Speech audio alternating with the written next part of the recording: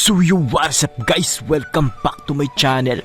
Sa video ito, ituturo ko sa inyo kung paano i-download ang Jump Assemble sa Play Store, ang bagong larong kakaadikan nating mga Pinoy. Yan, so may mga ilan kasi na hindi daw nila makita sa Play Store ang Jump Assemble, no? So wala nang paligoy-ligoy pa, let's do this, let's go! So una, mag-open kayo ng Chrome.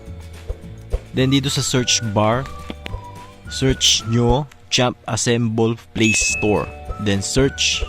Yan, then lalabas tong Jump Assemble Beta Test Apps on Google Play. Yan, kauna-unahan, tap nyo yan.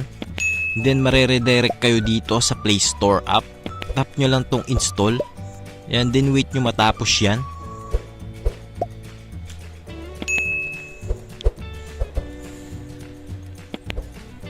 Yan, so as of now, full na ang registration nila kaya hindi ka pa makakalaro.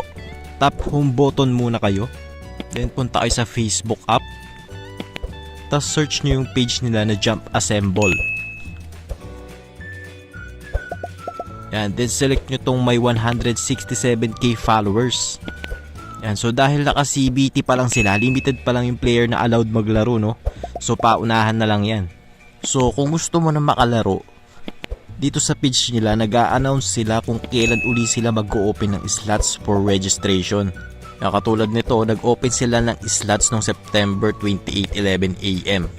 Kaya siguraduhin i-check ang page nito from time to time para sa latest post nila, no? Kung kailan uli sila mag-add ng slots. Ayan, samantala, open na natin ang ating Jump Assemble. Oo nga pala guys, meron akong niregister na 2 extra accounts dito sa Jump Assemble na gusto kong iparapol. Ayan, so kung gusto nyo sumali sa raffle, comment lang kayo ng Jump Assemble.